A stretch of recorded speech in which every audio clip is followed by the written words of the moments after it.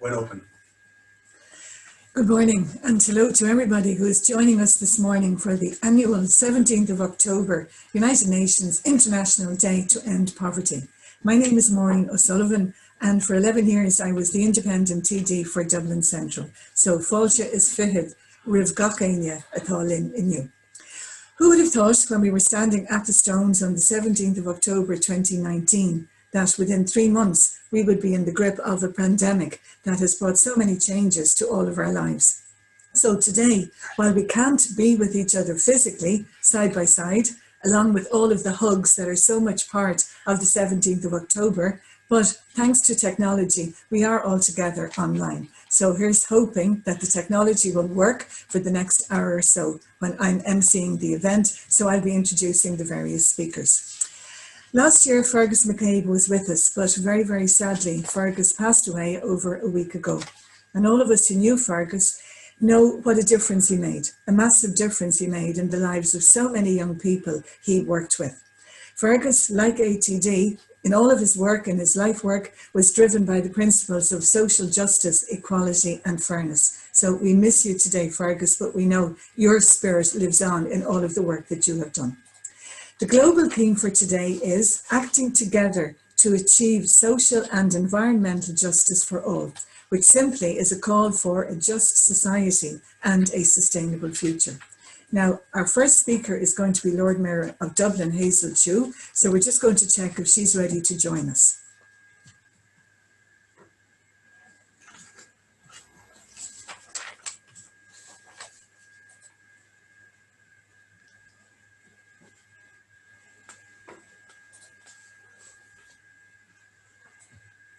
No.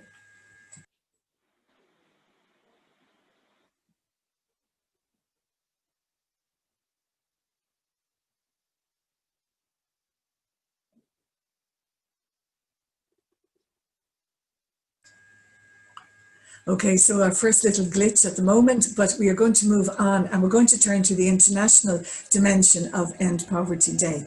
So today we're joining with many countries on 5 continents where there are events happening and we're all united in solidarity for justice. So I'm delighted to welcome Belinda Nugent, who is the Irish representative on the International 17th of October Committee. So I ask Belinda now to make her contribution. Thank you, Maureen. Hello, everybody.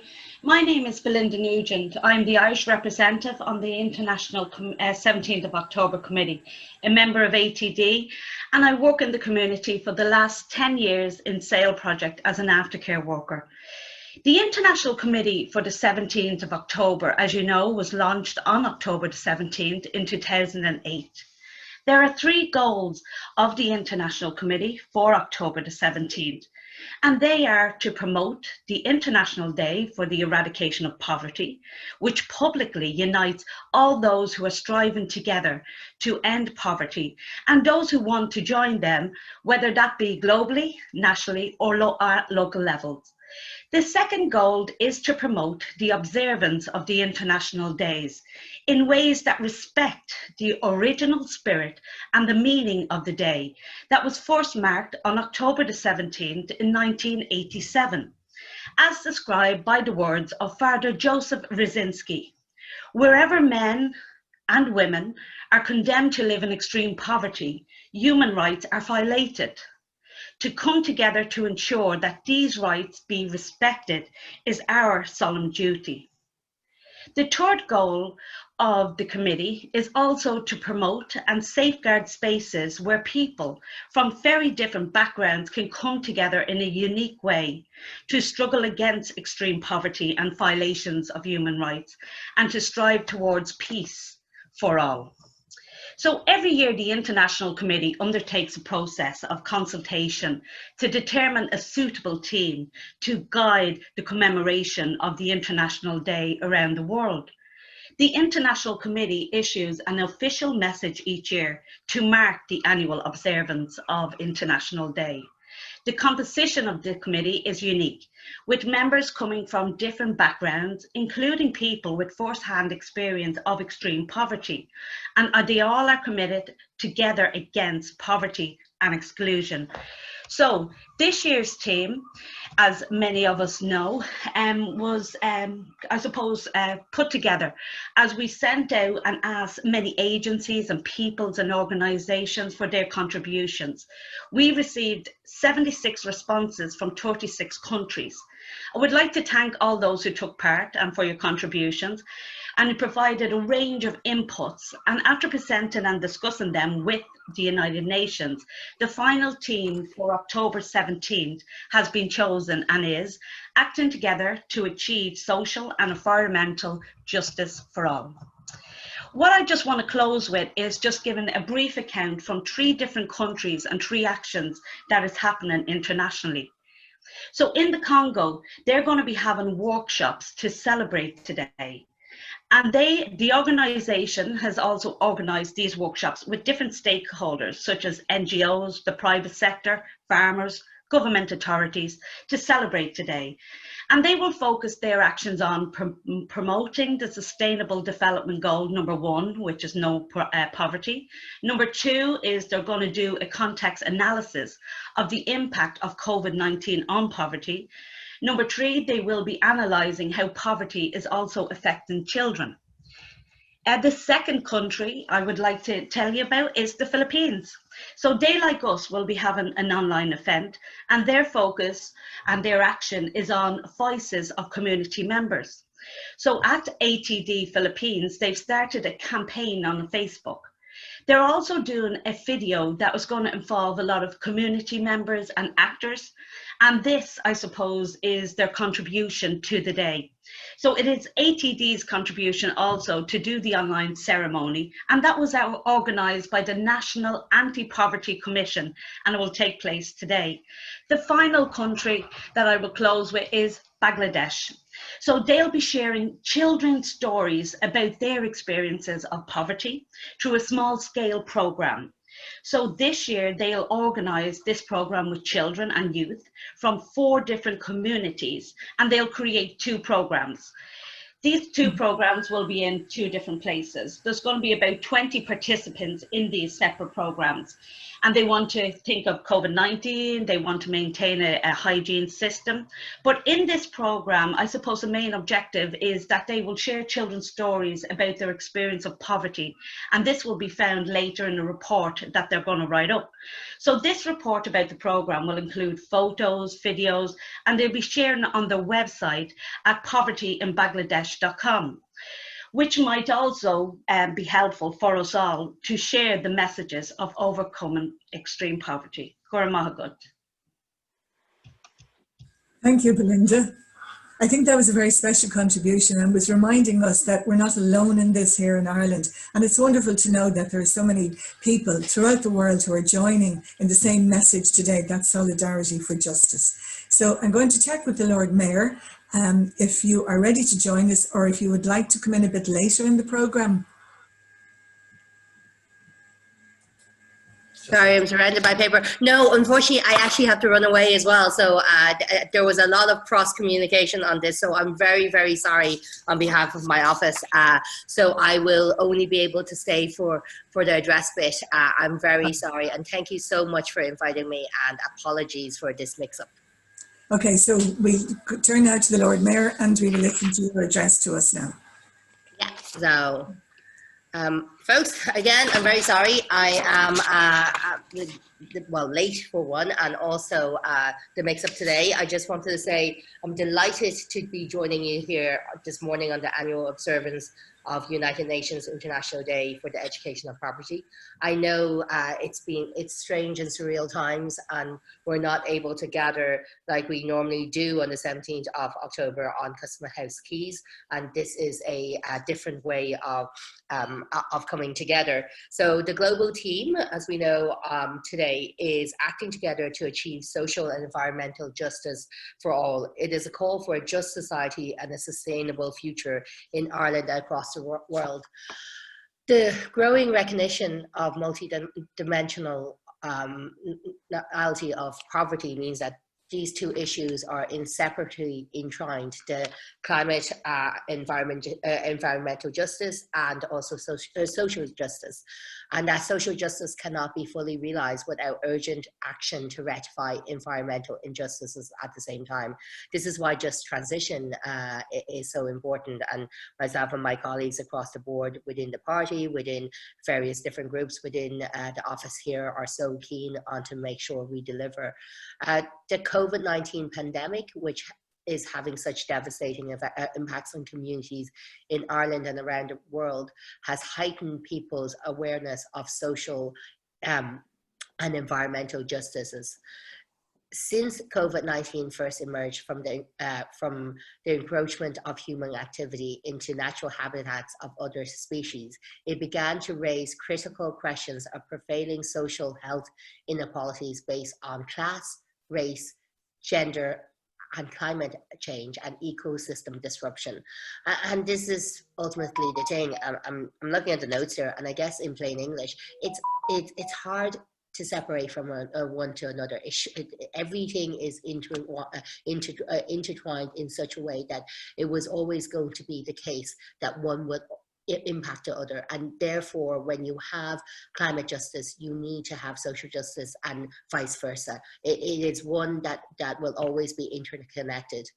The pandemic hasn't changed the way we physically interact with, it hasn't changed the way we physically interact with each other on these issues. It's changed the way that we interact in person. So we're socially distancing, we're wearing masks, but it hasn't changed the way of how these issues are still at hand. It's exposed actually how as a collective that we were just saying this yesterday at one of the Bloomberg Mayor conferences, that it's the pandemic and crises such as the climate change issues, like the hurricanes, like the floodings. What it does impact is the poorest of the poor. You would notice, and we all know this, we all know that it is in crises like these, it is the most vulnerable, the ones in extreme poverty, the ones who would not be able to seek the best medical treatment or be able to shelter themselves, that will be most at risk. So the virus has cast a very clear spotlight on largely unnoticed groups in society, from low-income people in over-polluted neighbourhoods to residents of nursing homes, and these are VACs, to people in prisons. And people in these overcrowded living conditions and underfunded workers are the ones that we need to shine a light in. It has made marginalised populations even more marginalized and threatened our ecosystem. Most important, the pandemic has revealed a clear light in structural injustices that seems to drive our society and is harmful to our society. And these are things that we need to change now more than anything else, more than ever. People in homelessness and living on the streets simply cannot provide these effective changes themselves. And it's actually an interesting point insofar we're leading a homeless task force here in the office, and one of the things we notice is that the pandemic, when people act quickly together in terms of homelessness, the figures drop. But when during the ease periods of the pandemic, they rose slightly more. And it comes back to the fact that homeless people need our support when it comes to fighting this overall threat. So, and it's something that we need to provide better standards of. We need to provide better standards of housing, we need to provide better standards of support, and we need to provide clearer policy across the board when it comes to homelessness and poverty. And we will hear personal testimonials this morning on people living in extreme poverty. And I think this is really important because the first-hand experience is what actually should be the things guiding us. We can all think of what's best practice, and we can all determine, well, this is what needs to be done. But from hearing from even on the homeless task force point of view, our service users, it's where we can actually try to fix the system, because I don't think you can fix any system without knowing what the person that has to receive the end result thinks, or the one who has to be supported in this process thinks. So I think the personal testimonials today will be really important, and I thank those people that are coming forward to give set testimonials and having this discussion and this open conversation on the subject. The past couple of months have been challenging. It's been beyond challenging for many. The isolation, the difficulties for one's physical health and one's mental health. And the thing I'm heartened by is the sense of community across the board. I think having groups like this, having groups within on-ground community work as well, is vitally important. And there are times that you can see that there are divisions, and you can see it more so now than later, where people kind of start questioning and start. I've never seen it so bad as in this week, where people start to actively wonder, well, is this real? Is this not? You shouldn't wear a mask, etc. So, but I guess for my part, I would ask everyone here and ask everyone working in the area, think of who we are working for, and we are working for the most marginalized in society. We are working to try to eradicate poverty. We are working to make sure that the most vulnerable are protected, and to do that we need to unite together. I don't care if you don't think you should wear a mask or wear a mask. I don't care if you believe this is real or not, but the real data is very clear that it is the most marginalized that is getting affected by our injustices in society, but more so recently by the pandemic. It is your frontline worker that has to stack shelves 12 hours a day for low income that's being affected. It is your cleaner that has to clean the floor in a hospital that is within the hospital environment, that you have rates of transmission that is being infected. And the fact remains, these are the people that we have to look after. So, and I'm really heartened to hear these discussions today about poverty, about what we can do about poverty, but about recognizing that there are these massive gaps in our society that we need to try fix. So on that note, I will move back to yourselves. Sorry, that kind of went on a tangent there of my own thoughts. So I like to say the organizer did provide me with really good notes, but I was taking the top lines there. But it's more like, with all these discussions that we have on an every day in Zoom, I think the more that it comes from people's personal experiences and also what we think can be built for the future, is the best way. We need to challenge the government on what they can do more. And this, I can hear the irony in my head already, because I chair one of the coalition parties in government.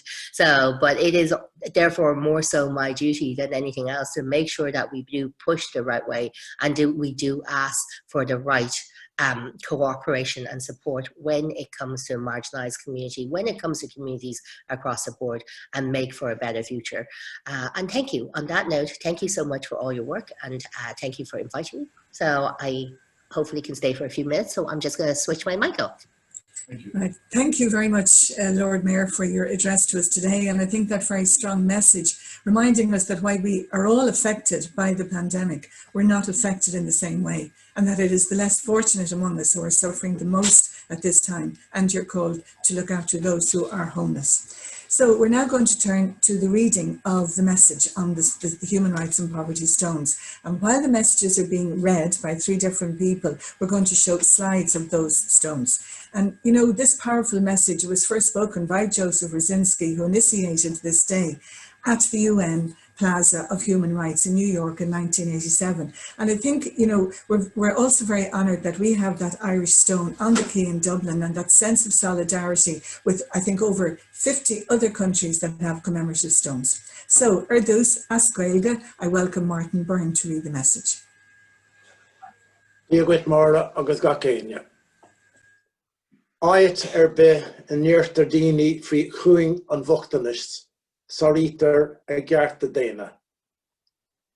Tá sé de dhúlgas salúnta oringe, a theacht an áile céile le cintú go dtugtar na cearta sin dóibh.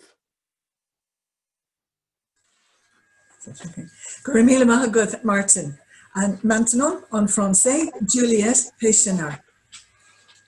Là où des hommes sont condamnés à vivre dans la misère, les droits de l'homme sont violés. S'unir pour les faire respecter est un devoir sacré. And in English, I ask Paul Uzel to join us. Wherever men and women are condemned to live in extreme poverty, human rights are violated. To come together to ensure that these rights are respected is our solemn duty. Joseph Rysensky. So, what a very simple but yet a powerful message, those words of Joseph Rysensky. And I think they're all the more significant because he knew what it was like to be born into and to live in poverty and also to suffer social exclusion. His was a really powerful voice for equality and respect for all. And now we have another very powerful voice, and that's that of President Michael D Higgins, who was at the Quay personally on one occasion, but he's written a message which will now be read by Brian O'Toole of the Irish 17th of October Committee. Now, there's also a message from the President on video, and that's available on social media. So, Brian, over to you now. Marcus Morin. A message from President Michael D Higgins. I send my very best wishes to all those participating in this year's International Day for the Eradication of Extreme Poverty. The theme of this year's International Day is a most important one, examining how we might achieve social and environmental justice for all through the lens of the COVID-19 pandemic. We have been aware for some time that climate change is the greatest existential crisis facing our global community. We have also been aware that it is a crisis which is disproportionately affecting the poorest regions across the world, those countries that, strangled by debt and often excluded from the benefits of science and technology, are deprived of the capacity to respond to the severe problems caused by emissions in the industrialized world. Today, as we face together the unprecedented challenge of the coronavirus pandemic, it is once again our most vulnerable communities who are experiencing its most devastating effects.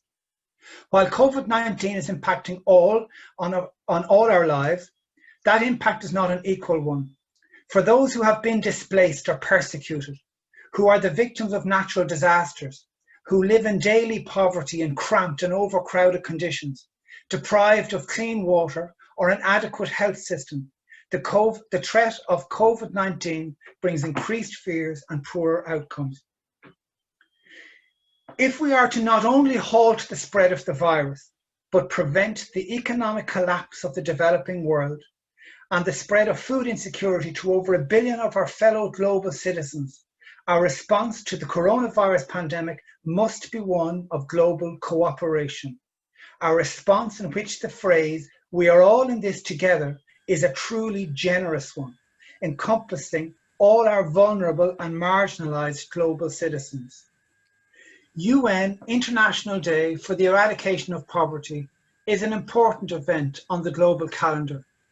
This year we join in solidarity and in unprecedented circumstances with those across the world who are impoverished, powerless, and excluded. I thank you for your great spirit of shared humanity and your determined pursuit of human rights for all our fellow global citizens.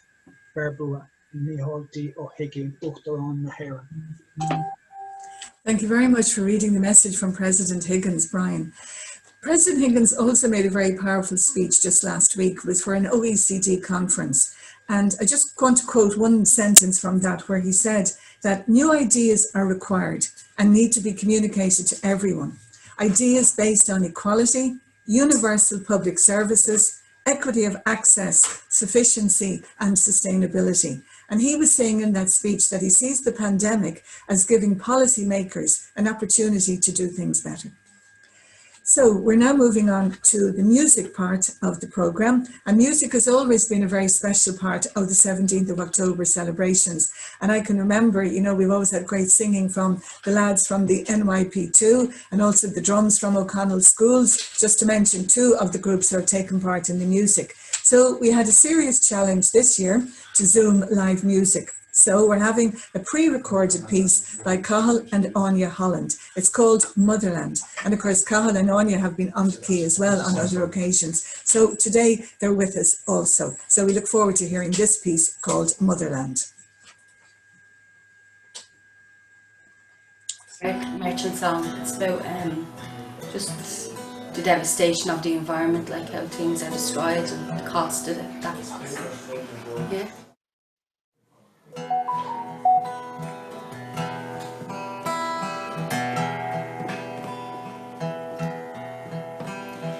Where in hell can you go?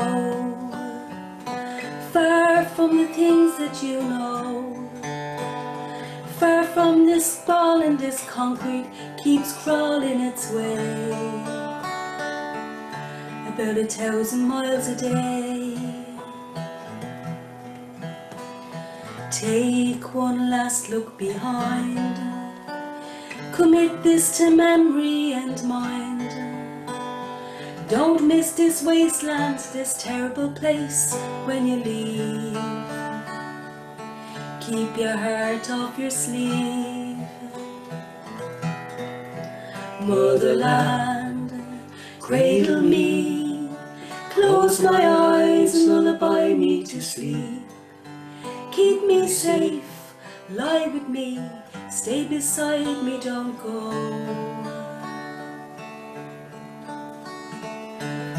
My 5 and dime queen, tell me what have you seen? The lust, the avarice, bottomless, cavernous greed. Is that what you see? Motherland, cradle me, close my eyes and lullaby me to sleep.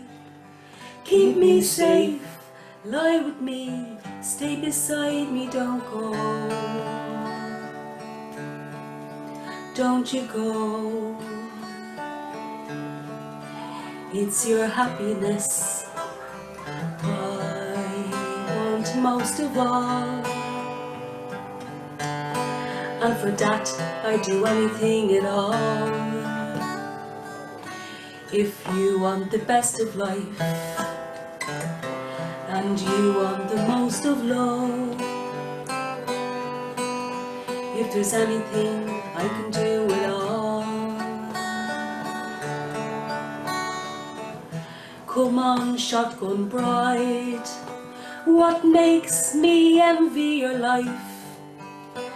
The faceless, the nameless, the innocent, the blameless and free. What's that like to be? Motherland, cradle me, close my eyes and lullaby me to sleep. Keep me safe, lie with me, stay beside me, don't go. Motherland, cradle me, close my eyes and lullaby me to sleep. Keep me safe, lie with me, stay beside me, don't go. Don't you go.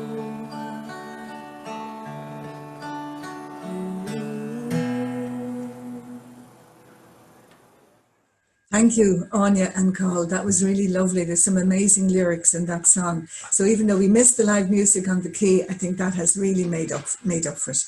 We come now to the personal testimonies, and we know that they're at the core of the commemoration because they are the experiences of those living in poverty and inequality. And it does take courage and strength to share those stories. So I invite, first of all, Fola Shade, who is supported by the Dominican Justice Project, who will speak of her experience of direct provision. So Fola Shade. Hello, everyone. My name is Fola Shade. I'm happy to be with you here today. I'm a mother of 2, a boy and a girl, and they are in their early age. With my children, I've been living in direct provision for the past 5 years. 5 years. And it's not a good experience at all. It is not good. If you don't know what a direct provision is, this is what I'll say to you. When people who come to Ireland to seek refuge from anywhere in the world, direct provision is a system where they are given a room to sleep in and food to eat. If you are a family, you all live in one room together. All my children know their whole life is the four wall of the room. I know it affects them. Yeah, because when I go out with them, they find it difficult to mix and play with other kids. As a mother, you don't have a normal life because you depend on government for everything that you are doing. You want to do so much for yourself and for your children, but you're not allowed. We don't even have a responsibility of our own life. This is one of the hardest things. Our experience during the lockdown was so hard. I can remember back then in April and May 2020, all we could do is to be in one room, the three of us together. We couldn't even go out. It affects me so much. I couldn't even sleep at night because the noise that my kids make during the day is what I will hear in my head when I'm supposed to be sleeping. I had to put on meditation to help me to sleep. We were afraid and anxious. We needed support from our friends and family. But because we were all alone in our room, we didn't have the support. I realized how much it is. You need people to get through a difficult time. Direct provision is not good for us because it deteriorates our mental health. When you live in the center, you repeat the same thing the same way every day until you leave the place. Like my family, people can stay in the system for many years, having no hope and nothing to do. It's damaging our minds. If care is not taken, people who leave the system still struggle day in, day out. People who moved out find it hard to adjust to life outside in the community because of the hardship they have experienced during the years they lived in direct provision. It leaves a scar on us. It is very hard for me to talk about my hope and dream for my family because this system of direct provision that we live in stops you from looking forward to the future. Me and my family can't wait for the day when we will be moved out of direct provision system to start a new life for ourselves. I think that we will need help when we come out to talk to counselor who will encourage us and help us to let go of this fear we have in us. So that we can settle and be happy in the new community. I know that other people in direct provision also have this fear in them, and I hope that all mothers and families get this support when they move out of direct provision. I also hope this statement reach out to the authorities so that they know that the direct provision system is destroying our mental health and is making us to suffer because we are in it for too long. I hope other mothers like me hear my message and find strength to keep going. Thank you.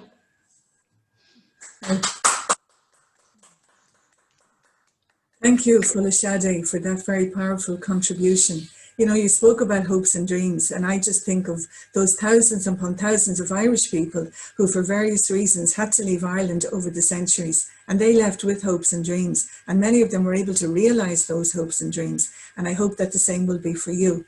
And it is important to note that For a start, that expert group report on direct provision is going to Cabinet next week. So Irene now is going to join us from the Migrant Rights Centre, and she's going to speak about her experience of being undocumented in Ireland. Over to you, Irene. Thanks, Maureen, and thanks very much to All Together in Dignity for inviting me to talk today on the 17th October, the International Day of the Eradication of Poverty. My name is Irene, originally from the Philippines, and have been living in Ireland for over 12 years, working as a childminder, carer, marketing manager, and a current fellow with the Migrants' Rights Centre Ireland, and a campaign leader for Justice for Undocumented campaign.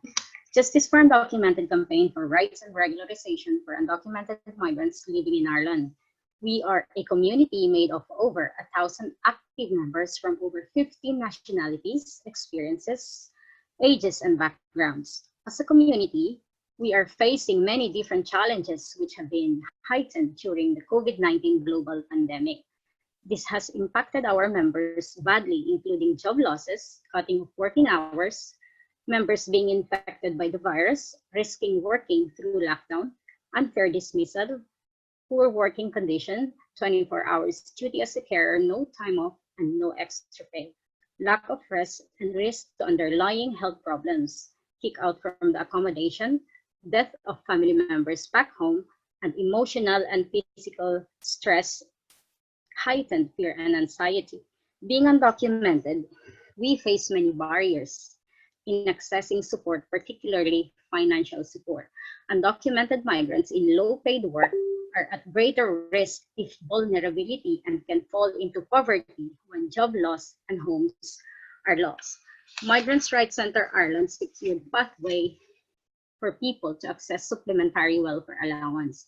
But due to lack of requirements, only few people were able to access and receive the payment. While many of our members are frontline and essential workers like carers, childminders, retail, delivery drivers, and cleaners who work continuously through the pandemic and lockdown, many of our members sought help in accessing basic needs like food, financial support. In identifying these needs amongst our community, I started sharing whatever I have or contacting my network in search of jobs, answering phone calls to talk to people so they felt less alone, assisting people to access temporary accommodation. This led to the creation of a small group called JFU Helping Hand, which seeks to bring the community together to lift each other up when the others are in need. The group enables in sharing the necessary resources like food, accommodation, and various financial support. Through this, we also saw the need for connection and therefore created a social and solidarity group, which is a place for members of the community to have a space for informal chat and to have fun, laugh, seek advice, and build strong relationship and make sure everyone felt that they're part of the JFU family. It worked well in many ways. Members said they feel deeply connected, appreciated, and they put a smile back on their face, energized and inspired. This truly highlighted the importance of community, and despite how hard the global pandemic has hit our members, we are able to get through this together for each other and because of each other. Through this, we all survive together. JFU is still working hard to push forward to get the regularization scheme, which would allow people currently undocumented in the state to regularize their situation. This would be a huge factor in helping our community. I again say sincere thanks to the Irish October 17 committee for inviting me to speak today in honoring the 17th of October as the International Day of the Eradication of Poverty. Thank you.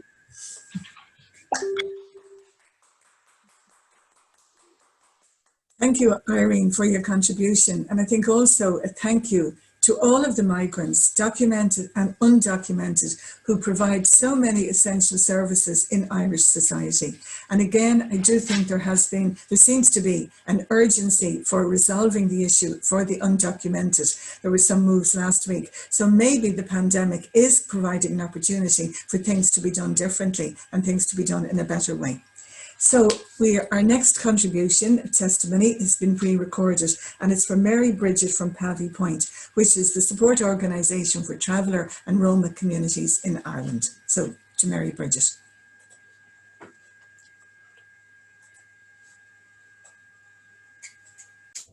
My name is Mary Bridget Collins. I am an Irish traveller. There are about 40,000 travellers in Ireland. We are a minority ethnic group. Sadly, due to discrimination and exclusion, our community comes out bad in accommodation, education, healthcare and employment. In the old days, many people thought that travellers were there because of poverty. We were poor, and that's why we didn't have houses. We were poor. That's why we didn't understand the education system. But the reality was, and still is, that we have our own way of life, our own traditions, our own customs. Travellers make money from providing goods and services like recycling, going to markets, mending buckets, and always have been involved in recycling. Our travellers were educated our ways and learned more about horses, markets and fairs and the friendship around the country that they had, and how to make money from things that people threw away. But we were the scrap collectors, the recyclers, the repairers, and this was very important for the traveller community. We lived on the side of the road. We knew every tree and river. If there was sickness, we always had cures for nature, and most of all, we had each other, and that was very important. But now our ways aren't respected, and we were forced to settle down, give up many of our ways. But that took the best part of how we were making our living. As we struggled to keep our way of life, we were forced to live in places that was overcrowded and was bad for our health. There are not enough places for us to live. We were just 1% of the population. Over 9% of travellers are in the homeless. Discrimination and racism mean that it's hard for us to get jobs, or also we have to hide our identity. Our health is bad. Travellers don't always get to the doctor or health services. We don't get the information, some of us, by post or missing our appointments, and some of us experience discrimination when we go to the doctors or hospitals or different services. There's no wonder that our suicide rate is much higher within the traveller community than it is in the general population. It's 7 times higher. Our children go to school now. Some travellers are in university and some don't finish school. Travellers don't always feel welcome, but they might be bullied or not get enough encouragement to stay in school and go on to 3rd level and to see the future, that it could be bright for them. There used to be support for travellers at schools, but due to the recession in 2008, lots of these budgets has been cut. Because of the way we've been treated, travellers have been made poor, and the gap in our society, especially in education, is getting bigger. What we need now is social justice, equalities and better outcomes for travellers in accommodation, health and education, and especially employment. The EU now is looking at inclusion strategies in different countries. This is a good opportunity for government to be strong on equality and ensure that just recovery from COVID. Thank you very much for that. And I think it was important that you reminded us of the very distinct traveller way of life, but then also the health issues and the rate of suicide. We all know the importance of role models, and I do think there are many role models emerging from the traveller community. And I suppose the most recent is, of course, Senator Eileen Flynn, who's now in the Oireachtas. As a TD, I had the opportunity a couple of years ago to invite those who had made the personal testimonies to come over to the Dáil, to come into the AV room and to present there. And I just think that it should have been compulsory viewing for every TD and for every senator. And while it's all very well to have policies based on statistics, you do have to hear the voices of those who are living, who are the living embodiment of those statistics. So thank you all very much today for those personal testimonies. And now we are going to move on to the posters. And these are from various end poverty events around the country. But first of all, I want to thank very specially the Social Inclusion Division of the Department of Employment Affairs and Social Protection for their support for some of the 17 local organisations throughout Ireland. This national funding is invaluable, and we do trust that it will continue for many years to come. So I invite Ciara Margolis of ATD Ireland to present sides of the projects organised by the local groups. And of course, they were only able to do that because of the funding that was received from the Social Inclusion Unit.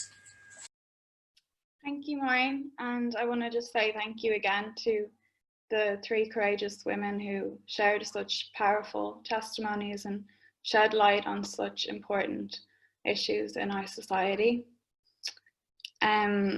Every year since 2014, the Social Inclusion Division of the Department of Employment Affairs and Social Protection, through its Public Funding Awareness Scheme, has supported local and national groups around the country to mark the UN International End Poverty Day.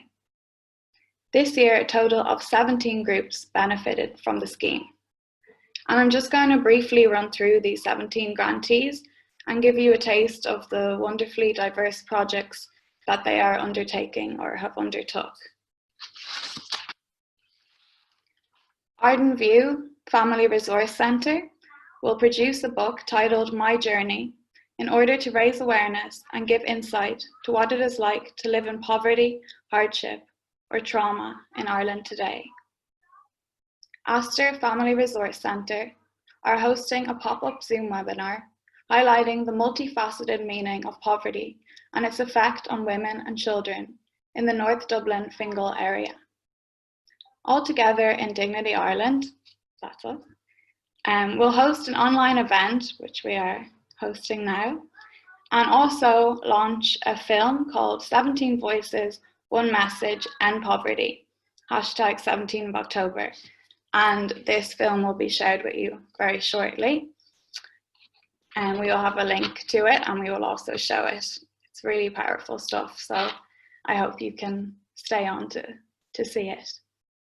Blanchardstown Centre for Independent Living supports a peer group which aims to produce leaflets, flyers and a booklet about experiences of living with a disability. Breffni Family Resource Centre will create a beautiful flower display to be set inside a boat named the UN Day, 17th of October, also called Turning the Tide of Poverty, which I think is a really beautiful name for such a thing. They will also, in addition, place a new green edge tree originating from Iran in the Orchard of Hope. And I think that's really fitting with today's theme, which is environmental sustainability. And it made me think of a quote about planting trees that goes, "A society grows great when old men plant trees whose shade they know they shall never sit in." House Quay will be hosting a mindfulness and healthy eating course running from 6th of October till 25th of November. And this holistic workshop contributes to sustainable and economic mindfulness. And I think we can all agree that holistic practices are more important now than ever during this difficult period. We really have to take ownership of our mental health and do all that we can to make ourselves feel better. The Irish Congress of Trade Unions have created 2 videos that explore workplace experience within economic sectors on climate change, challenges through a just transition. Kids Own Publishing Partnership are facilitating online creative workshops where young participants will work alongside a professional artist and writer. Again, I think this period is a really good time to explore our own artistry and creativity. We have a lot of inspiring material, I think, from this interesting time that we're living in today.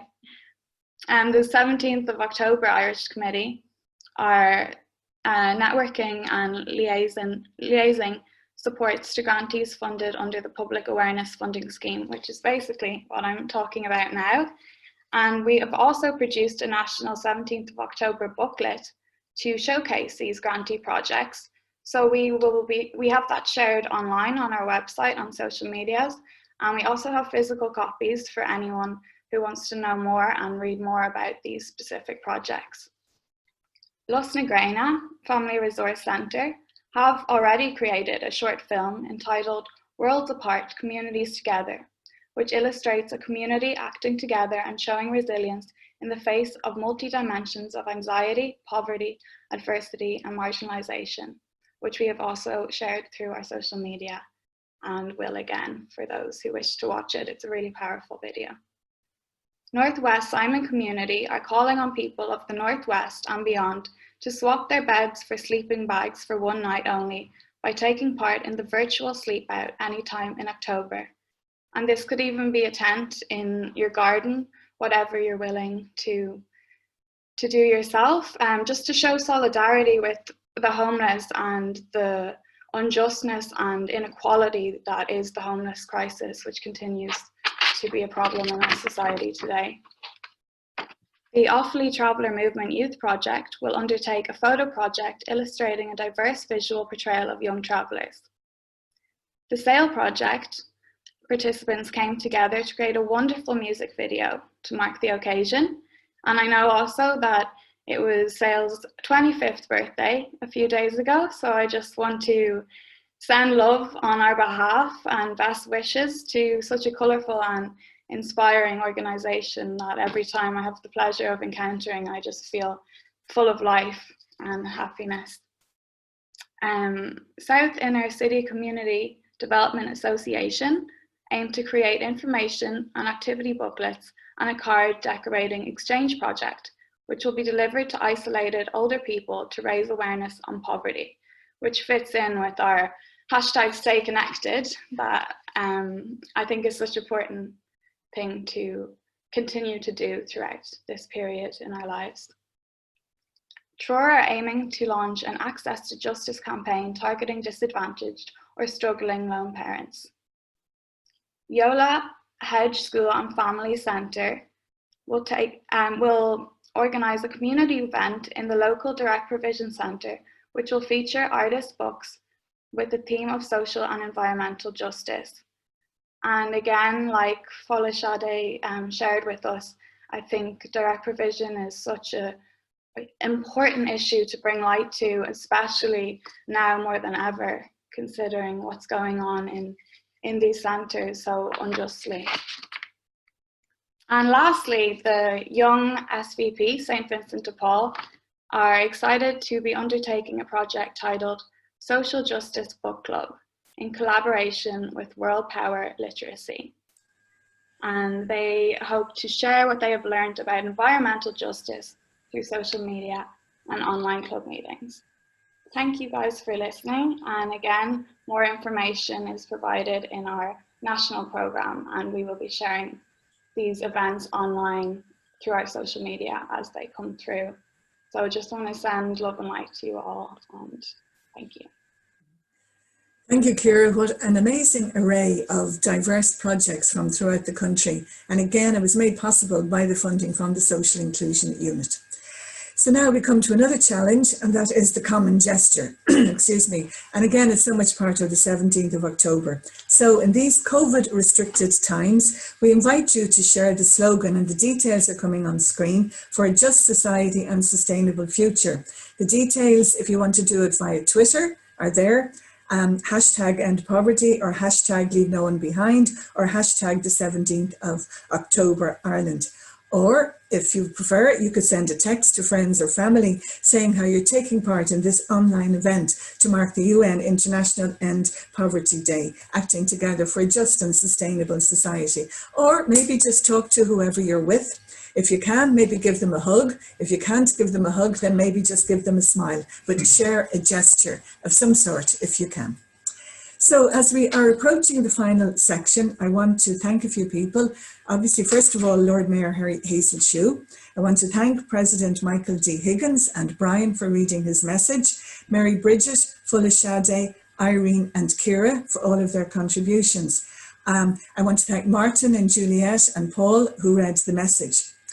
And again, going back to the social inclusion unit, we know that budgets, there are a lot of pressures on budgets. We know particularly next year there could be extreme pressures on budgets, but we do hope you will be able to continue the funding, because I think you see today the importance it is, how important it is, and the difference that it is making. I want to thank also want to remember Belinda. I haven't seen you for a while, so it was good even to see you on screen. The members of ATD who worked so hard to bring this event, and a special thank you to all of you who are listening, who are participating online. Now, for me personally, it has been very strange. I dislike Zoom, but I can see the value of it today. I much prefer to be standing on the quay, which I have done on a number of occasions. And also I had the privilege of reading the message, Asquelga, on one occasion. So just to conclude here, just an article that I was reading recently, and it was entitled Daring to Dream a New World. And it was about choosing to be more rather than having more. You know, how we know what's right and wrong, but knowing and doing are two different things. So we have to turn the dreams into reality. And, you know, the Sustainable Development Goals, we know what they are, but they can't just look pretty and colourful on paper. They have to become a reality. And we all have a role that we can play on that. So thank you all very much, and thank you to those here beside me. I didn't have to touch anything, because I've no doubt if I touched something, you would have lost my face or my voice. So thank you. So now finally, the film. On your screen, there's going to be a link to a new video film that was made by ATD Ireland, and they're interviews with 17 people, a number of whom are living in poverty. And they're just telling us, they're sharing with us what the 17th of October means to them. So you can watch it now through the link, or later if that suits you. But please do share the link, watch it now or later, and I'll say goodbye. And thank you for being with us this morning. When men, women and children are condemned to live in extreme cases of poverty, our human rights are violated. That's why we must ensure we come together on this day to make sure that these rights are respected.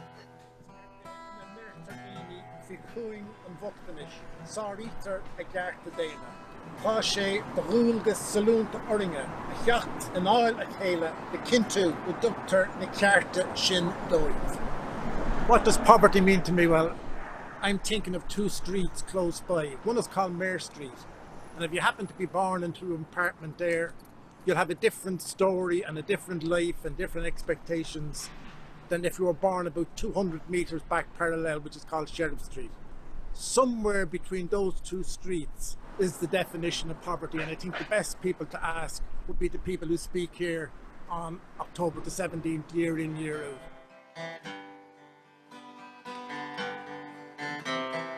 Sunday night, I'm walking down Grafton Street. I can hear the songs of the buskers and the banging of their feet on Grafton Street. Poverty is a limitation of choices. Your choices are limited. You may live in an overcrowded house in an area where there's a lot of drugs, and you don't want your children growing up there. Well, nothing you can do about it. The experts in poverty are not the people doing statistics in Trinity College or the politicians or the media commentators, but people who struggle. I've lived with poverty all my life, so I don't know no difference. You know, like it's just poverty, and that's that, you know. I know that in some of those situations I couldn't have coped. I didn't have the courage, I wouldn't have had the resilience, and I wouldn't have had the skill. So you live in a society of two worlds. I'd say you cannot understand poverty unless you first of all understand wealth. So the poverty is exactly like wealth. It's passed on from one generation to another. If you have wealth, you can get on the phone to decision makers, political and economic decision makers. You play golf with them, you go to dinner with them. So you have an influence in the decisions that are made in our society. And you have choices. You can choose where you want to live. You can choose where you want to go on holidays. You can choose what school you want your kids to go to. And you have status. Poverty is the exact opposite. Here's one for you. It's more likely that a poor man will become rich than it is that a rich man will become poor. That's one to think about. I reflect on poverty as being about, it's obviously about money, but it's also about being marginalised from a lot of the mainstream opportunities in life. It's crazy to have to live it all, you know, like it's not nice. Like I do actually feel people looking at me because you can't even afford a haircut. There's a smell of perfume and a smell of hash, a smell of poverty and a smell of cash on Grafton Street. It looks so rich and it looks so poor. For some it's heaven and for some it's a sore. It's Grafton Street. It's Grafton Street.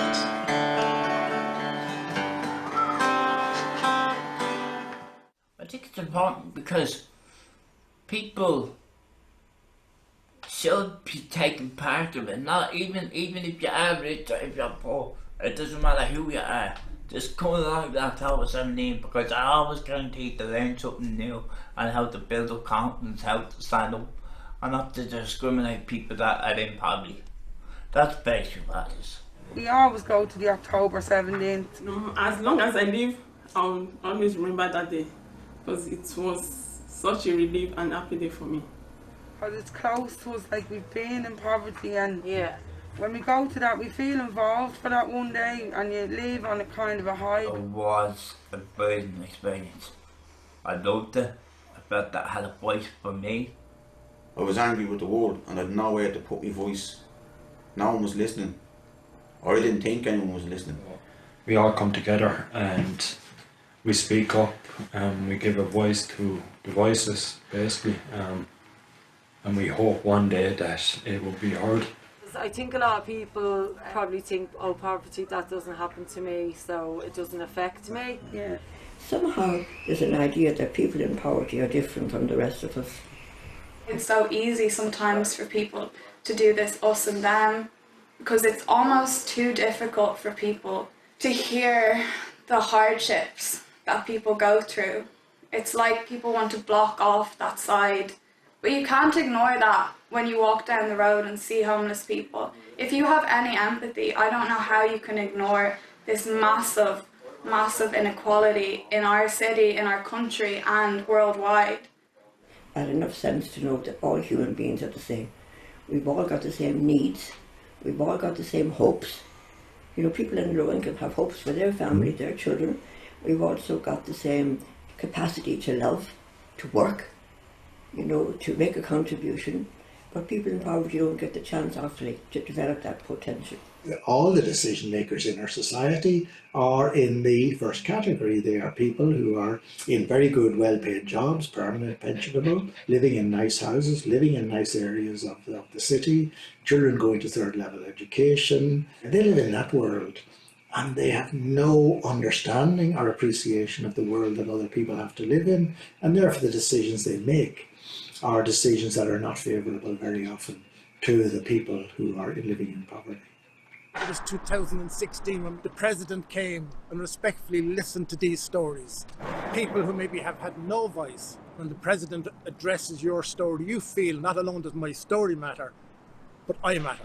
The testimonies are the core part of it, and I think it's fantastic to have real people telling real stories. It's not an actor, it's the real people, and it's great to listen to it, it's great to hear it, it moves you, and I think it's great for the people themselves to stand up and say, this happened to me, but I'm here now, I want to tell my story and I want to kind of help change things. It's a very positive experience every year. I've actually had a chance to speak at two of them. I gave 2 testimonials, which was very empowering to myself and to others, like from getting the opportunity to speak. It represents, for me, loads of people come together because they're sick of what's happening, that their voices aren't being missed. It's helped me realise that I have a voice, and it's about time that I use it and hopefully somebody hears it. The most important people that are there is the voice of the people giving the testimony, and they're people whose voices were probably never heard before. Feeling heard, maybe for the first time, is actually maybe the start of a journey that will lead on to better things in people's lives, in terms of maybe gaining the confidence to go back to study, gain the confidence to look for support for certain issues in their lives. The way I was given an opportunity, I've seen since then other people given an opportunity, and I've seen them seize it. And I know people who have spoke since I have spoken, and they've gone on to great things. And that was because it gives you a confidence, a self-belief. You see others believing in you. That changes something more in you. Feeling heard, telling your genuine, honest, authentic experience and story is very powerful for both sides, the people listening and the people telling. And I think that's what inspires people every year at October 17th, to have a voice and be heard. Don't shoot the door and answer the question. I'll always remember your kind words. I still remember your name. But I see you twisting and turning, and I know these things won't be the same.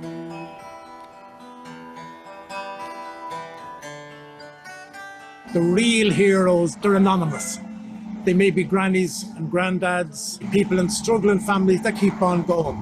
The likes of Luke Kelly that comes from this community has encouraged everybody in the community to say, we have something valuable. And we think people experiencing poverty have a wisdom that we need to get. These people have such a knowledge and such a street smartness that people from more privileged backgrounds and areas will never have, or almost choose to never know. I don't usually speak out. I'm known as a quiet person, so but I feel this is important. It gives encouragement for other people to speak out. You used to turn around to me and said, now, would you speak at October 17th? I would. Outright, I would say yeah. But I wouldn't have in the past. Where in hell can you go?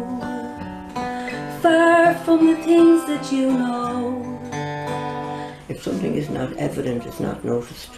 And getting people down together on the 17th of October and there does draw attention to this group that works in solidarity with others. Poverty isn't just the 17th of October. It's the 1st of January on to the end of December. Poverty be very hidden within communities, you know. There's a lot of stigma that comes with poverty.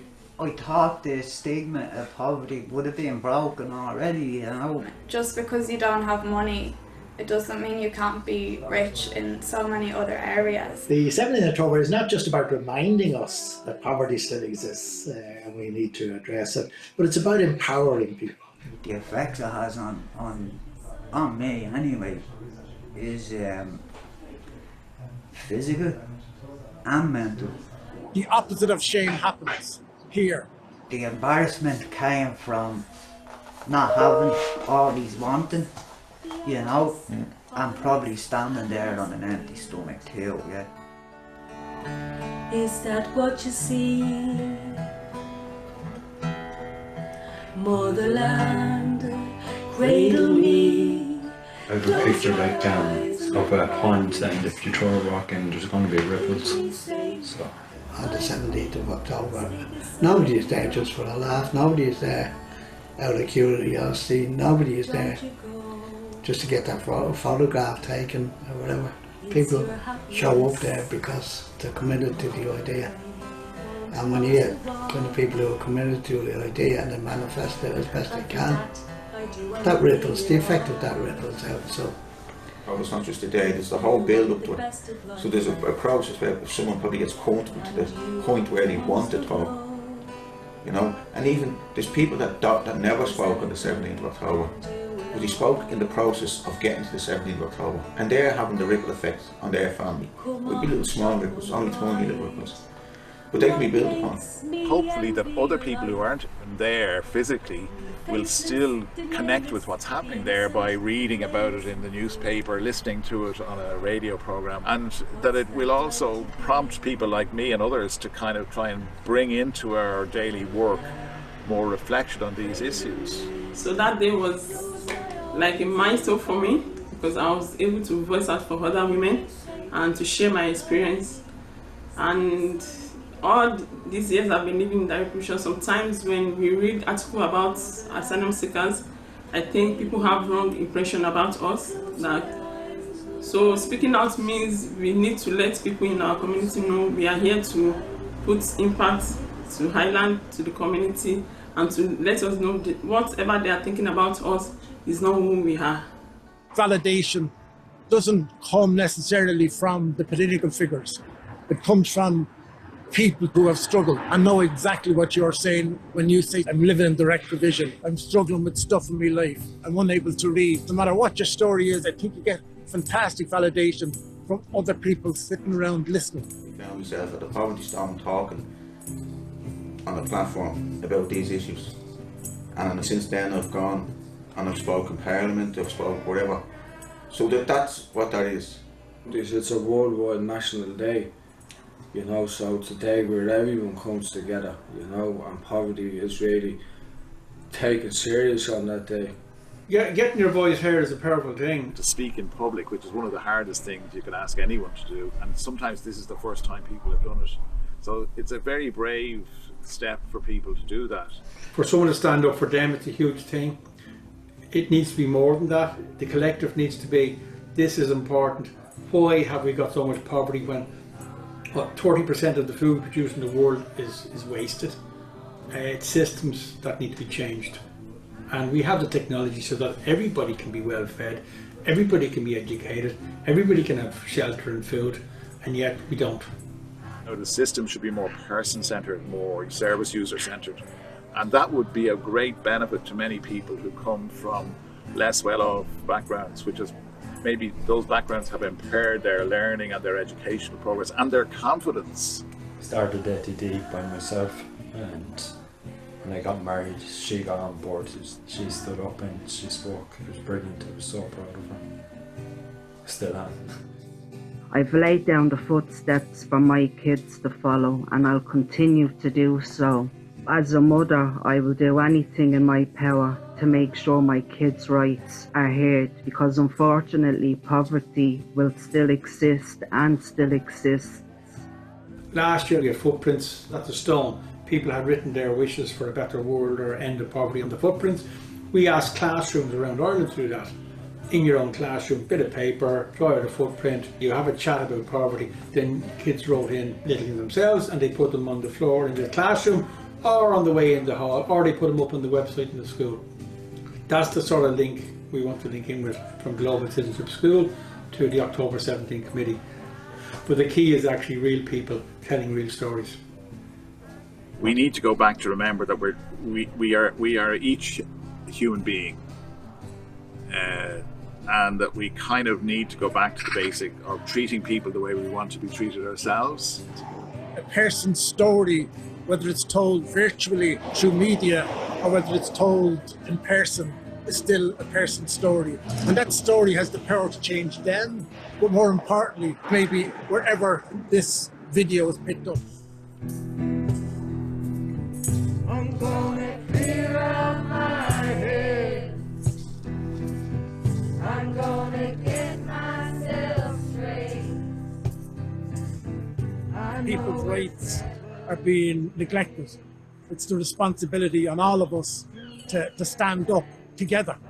Leaving on behind is a big theme in ATD, and I've seen them, I've seen that come to life, you know, I've witnessed it.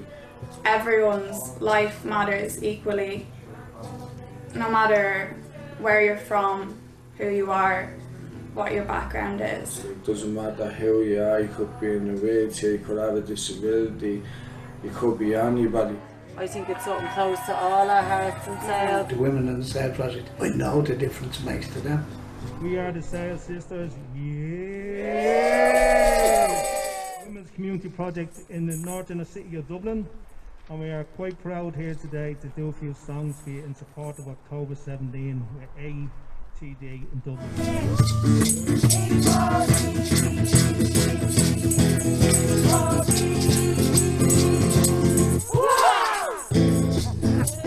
Sometimes all it takes is the right word in the right place to give somebody a huge boost. And to remember the power of the story.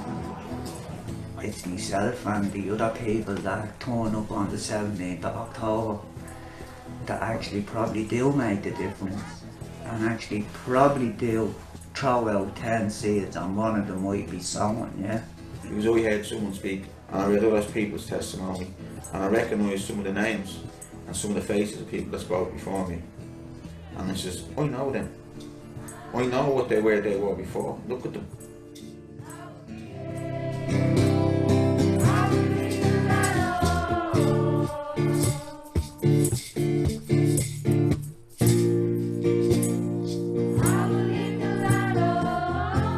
There's always someone new that gives a testimony. But when it came to my turn in 2010, I was inspired by half the people that done it before.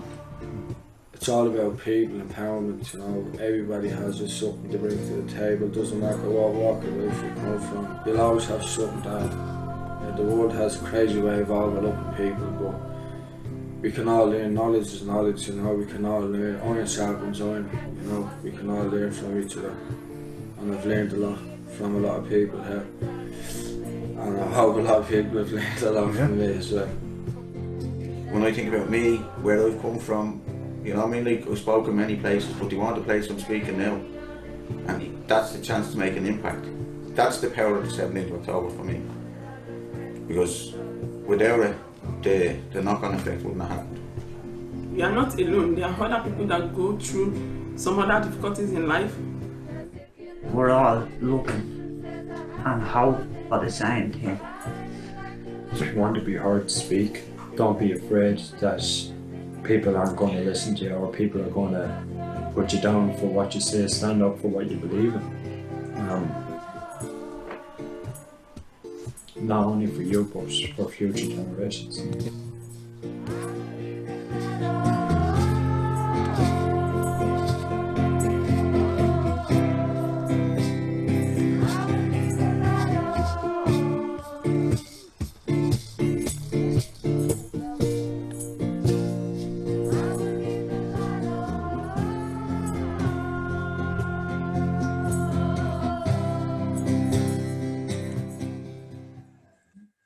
What a lovely, lovely film. So powerful and so moving. You just would hope that it would get a much wider distribution. Now, for the next 3 weeks, from Monday to Friday, it's going to be shown in Epic, which is the centre just across from where the Stones are. But it would be great to see the film being distributed more widely, maybe through TV, film, who knows, maybe Cannes Film Festival, here ATD come. So thank you all, and thanks to those who stayed with us to watch that film. And here's to next year at the Stones, hopefully. Bye-bye.